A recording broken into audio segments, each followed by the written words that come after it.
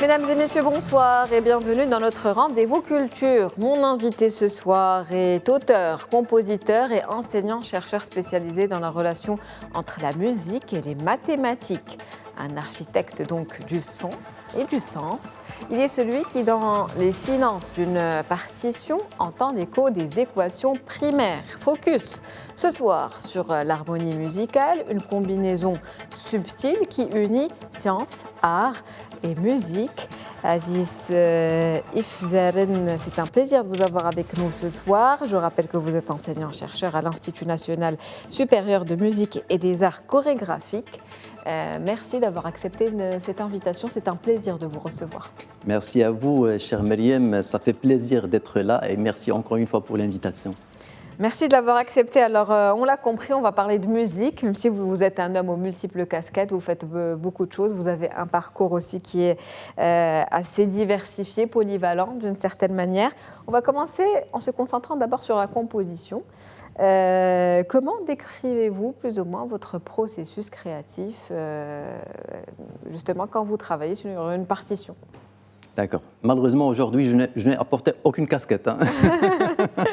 On va parler de toutes. D'accord. Donc, en ce qui concerne la composition musicale, si je parle par exemple du niveau parole, hein, j'adresse beaucoup d'importance aux paroles parce que en fait, les chansons seront chantées par des adultes, par des enfants. Et donc là, pour moi, c'est une responsabilité profonde d'écrire des paroles qui seront chantées par un large public. Hein. Ça me rappelle Confucius qui disait que peu importe de savoir qui écrit les lois, le plus important est de savoir qui écrit les chansons. Voilà, ça montre que les chansons ont vraiment un impact, une influence très grande sur le public. Voilà, donc pour moi, je tiens beaucoup au message. Par exemple, si je donne un exemple, la chanson Meshi Bhal Bhal, qui a été publiée cette année, avec mon ami le chanteur Fouad Hmani, ça parle de la tolérance, de la culture de la différence, comme quoi on n'est pas pareil. Et donc voilà, ce qui est normal, c'est qu'on soit différent. Peut-être que ce qui est anormal, c'est qu'on se ressemble tous. Hein. Et ce qui est important, c'est aussi de s'accepter les uns les autres tels qu'on est. Bien sûr, bien sûr. C'est un petit peu ça, ce message. Oui, on comprend l'importance des paroles. Donc, vous écrivez vos propres textes, vous composez aussi le rythme et les sonorités de vos musiques. On va dire un artiste accompli d'une certaine manière. Ben, merci. J'essaie de faire de mon mieux, mais bon. Mais en fait, j'ai travaillé quand même avec certains paroliers. Hein. Voilà. Mais sinon, la grande partie des compositions, c'était à la fois au niveau des paroles et au niveau de la musique. Et justement, quel genre musical ou quelle esthétique sonore caractérise un petit peu aujourd'hui votre style, l'ensemble de vos compositions ? Est-ce que vous avez une empreinte ? Oui. Alors, sincèrement, je préfère me challenger. C'est-à-dire, je préfère ne pas rester dans ma zone de confort. Donc, j'essaie chaque fois de chercher des styles nouveaux. Hein. D'ailleurs, mon répertoire, ça contient voilà, plusieurs influences. Vous allez trouver le tarab, le qasida, vous allez trouver la musique marocaine classique et ce qu'on appelle des musiques actuelles, aussi un peu du classique instrumental. J'ai fait aussi des chansons pour les enfants. Voilà, donc pour moi, chaque nouvelle chanson, c'est une nouvelle aventure. Voilà, donc j'essaie toujours de me challenger. Et au niveau de la mélodie, au niveau de l'arrangement, je cherche toujours des nouveautés. Hein, et donc, même quand je parle avec l'arrangeur, et là je salue profondément mon ami M. Rida Idrissi, avec lequel j'ai beaucoup travaillé, l'arrangement musical. Et donc, on prend beaucoup de temps pour se mettre d'accord. Et voilà. En tout cas, on a l'impression, quand on vous écoute, que vous avez une certaine philosophie artistique qui est propre, qui est la vôtre. Vous faites de la musique, oui, certes, mais c'est une musique qui est pensée. Exactement, exactement. Donc, en fait, une chanson, elle repose, c'est basé sur 4 piliers. Il y a les paroles, il y a la mélodie, il y a l'arrangement musical, il y a aussi le chant. Et donc, chacun de ces piliers, il a son importance. Et donc, il faut avoir une certaine stratégie avant de démarrer. Est-ce qu'il y a des œuvres en particulier qui influencent ou qui ont influencé votre travail? Certainement, oui. J'essaie d'écouter un peu de tout. Bien sûr, j'ai certaines préférences, mais j'essaie d'être ouvert quand même, hein, et de ne pas avoir d'idées préconçues par rapport à certains styles, hein. Voilà. Mais si je parle de mes préférences, donc depuis quand j'avais 20 ans, hein, j'écoutais beaucoup la musique classique, j'écoutais beaucoup la musique française, style Jacques Brel, Dalida, etc., Aznavour. J'écoutais aussi notre musique marocaine des années 60, 70, Nasl Riwan, Hussein Slaoui, etc. Et j'adorais beaucoup Fayrouz. Voilà. Donc voilà, un registre assez polyvalent également. Et on voit cette mixité justement des cultures, cette tolérance aussi dans l'appréciation de la musique dans sa généralité. Vous avez aussi votre casquette d'enseignant-chercheur. Vous faites beaucoup de la recherche, notamment dans le domaine musical, mais vous associez deux genres qu'on pourrait penser opposés et qui ne le sont pas tellement. C'est l'art et la musique. Enfin, c'est-à-dire l'art et la science, pardon, la musique et la science, la musique et les mathématiques. Donc, comment arrivez-vous à combiner un petit peu ces genres-là? Oui. Je me rappelle quand j'étais au conservatoire de musique, il y a plus de 20 ans, il y avait certains concepts que je n'arrivais pas à bien comprendre. Par exemple, pourquoi il y a exactement 7 notes en musique? Pourquoi do, ré, mi, fa, sol, la, si? Pourquoi c'est pas 10? Pourquoi c'est pas 20? C'est pas tout le monde qui se pose la question.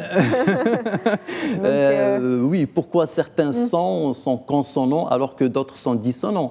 Et donc, mais avec le temps et surtout avec mes lectures sur les liens fascinants entre mathématiques et musique, j'ai trouvé quand même pas mal de réponses. Et après, il y a quelques années, j'ai lancé une émission qui s'appelle Qissat al-Musiqa wa Riyadiyat, l'histoire des mathématiques et la musique. Et donc, pour moi, c'était une opportunité pour mieux creuser dans ce sens. Et finalement, ça a abouti à des travaux de recherche.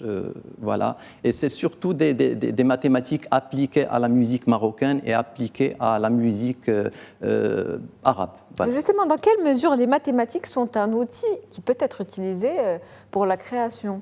C'est une idée impensable par rapport à la création, je parle musicale, bien évidemment. En tout cas, moi, en tant que citoyen lambda, je ne vais pas forcément y penser. Donc, comment expliquer cette interdépendance entre ces deux disciplines et ce lien fort qui existe entre, finalement, mathématiques et musique? Oui.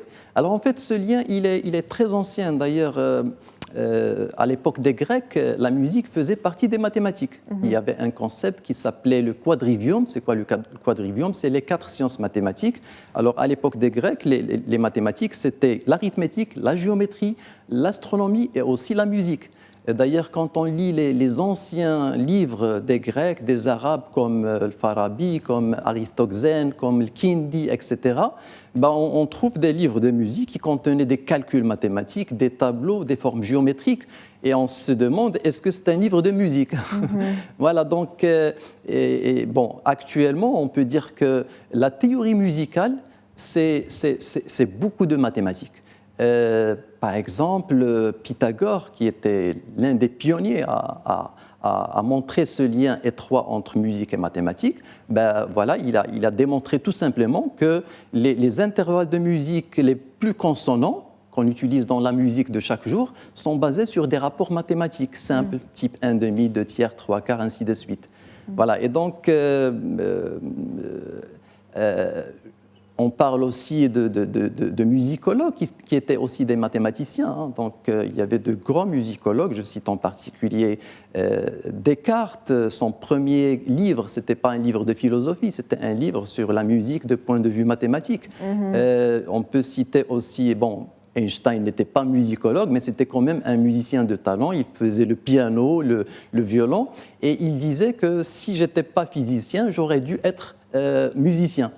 Et sa femme Elsa, elle racontait que juste quelques jours avant de trouver la théorie de la relativité générale, il passait tout son temps entre la recherche et le piano. Voilà. Donc, il s'est inspiré de la musique. Il s'est inspiré de la musique. Peut-être effectivement formuler ces équations mathématiques. Ouais. On va parler maintenant de votre rôle aujourd'hui que vous jouez en tant qu'enseignant. Quel rôle aujourd'hui justement l'enseignement de la musique devrait-il jouer dans le système éducatif moderne, actuel, marocain? Oui. Est-ce qu'on accorde déjà suffisamment de place à cette discipline qui reste tout de même très importante? Oui. À mon avis, il y a pas mal de travail à faire dans ce sens. Déjà, 2013, la formation des enseignants de musique s'est arrêtée. Et donc ça, ce n'est pas une très bonne chose. Espérons que ça va reprendre. Mais en fait, il y a aussi du côté des parents, il y a des parents qui ont des craintes. Ils pensent que faire apprendre la musique à leur enfant, ça peut nuire à leurs études. Alors que c'est une idée qui est préconçue, qui n'a aucun fondement. Au contraire, la musique peut inspirer. Bien sûr, elle stimule la créativité, elle renforce la concentration. Aussi, c'est un moyen d'expression. Quand l'enfant joue de la musique, il exprime ses émotions. Quand il joue avec ses collègues ou bien il chante dans une chorale, ça lui apprend l'esprit du groupe. Et cerise sur le gâteau, la musique, c'est une source de joie. Donc, quand on trouve des enfants en train de faire de la musique, en général, ils sont contents, ils sont joyeux. Et quoi de plus beau que de trouver un sourire dans le visage d'un enfant? Vous l'avez dit, la musique est source de concentration, c'est un moyen d'expression pour les jeunes, les enfants, pour les adultes également. C'est aussi une discipline qui demande beaucoup de rigueur, beaucoup de travail, beaucoup d'engagement. Et ça, ce sont des qualités qu'on pourrait avoir et acquérir pour toute sa vie, finalement. Certainement, oui. La musique, ce n'est pas juste une passion, ce n'est pas juste un amusement, c'est aussi une discipline. Si on veut apprendre un instrument, le piano par exemple, ça demande de la discipline. C'est vrai que parfois, on va jouer avec passion, mais parfois, on va se dire, voilà, je reste là, je vais faire de mon mieux. Et voilà, donc c'est une question de discipline, de patience. Vous vous intéressez également beaucoup à la pensée critique. Alors pour conclure un petit peu cet entretien et pour essayer de parler un petit peu de tout ce que vous faites, comment définissez-vous justement la pensée critique et surtout son impact direct dans le domaine de l'interprétation musicale? Oui. Effectivement, la pensée critique, c'est une discipline qui m'intéresse depuis plus de 30 ans.